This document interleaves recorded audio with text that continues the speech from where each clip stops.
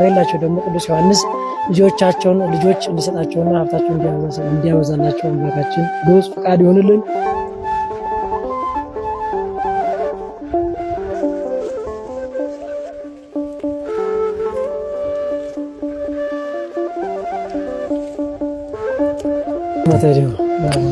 እግዚአብሔር ሲመከፍ ተላለም ውስጥ ይፍቱኝ አባቴ ሰላም አላችሁ። እግዚአብሔር ይመስገን። እንግዲህ ዛሬ የመጣሁት እኔ ከደብረ ብርሃን ነው።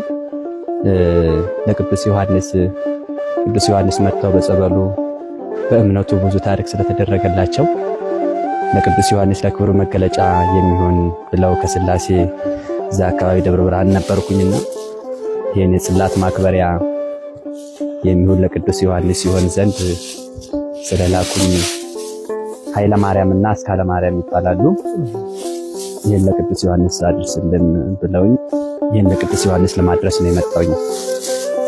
ለዛ ነውና በጸሎት እንድታስቧቸውና ከዚህ በለጠም ወደፊት እናድርጋለን ብለው ቃል ገብተውልኛል።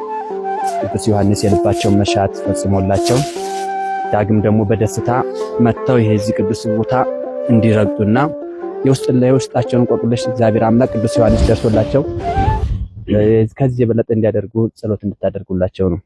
እሺ እግዚአብሔር አምላካችን አብራጥና ተገር ይደረግልን። በእውነት እንግዲህ መምህር ቀሲስ አብርሃም እዚሁ ተወላጅ እዚሁ ላፍቶ እንጃ ቅዱስ ገብርኤል ነገር አንበሳ ተወላጅ በመሆናቸው እንግዲህ እዚህ ከድቁና ጀምሮ እስከ ቅስና ድረስ ያገለግሉ ቆይታቸው አሁን ደግሞ ወደ ደብረ ብርሃን ለስራ ብለው እዛ በመሆናቸው ይሄንን በእውነት አስተባብረውና አናግረው ቤተክርስቲያኒቷ ተቸጋሪ ናት፣ ረዳት የላትም፣ እርዷት በማለት እርሶ በማስተባበሩትና ይሄን እዚህ ቦታ ለቅዱስ ዮሐንስ በማምጣቱት እጅግ በጣም እናመሰግናለን።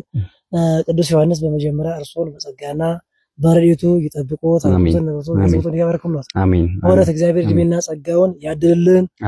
አምላካችን የሰጡትን ምጽዋት ከደመና በላይ እንጂ ከደመና በታች አያስቀርብን። ማነው ተነሰማቸው ኃይለ ማርያምና አስካለ ማርያም። እሺ ኃይለ ማርያምና አስካለ ማርያምን በሕይወተ ሥጋ በሕይወተ ነፍስ አምላካችን ይጠብቅልን። ሀብታቸውን፣ ገንዘባቸውን፣ ንብረታቸውን ካላቸው ልጆቻቸውንም ይጠብቅላቸው። ከሌላቸው ደግሞ ቅዱስ ዮሐንስ ልጆቻቸውን ልጆች እንዲሰጣቸውና ሀብታቸውን እንዲያበዛላቸው አምላካችን ቅዱስ ፈቃድ ይሆንልን።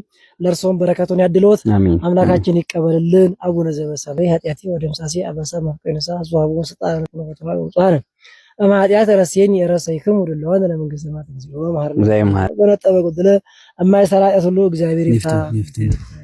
እግዚአብሔር ሲመክር ተዘላለም መንግስቱ እግዚአብሔር ይፍታ።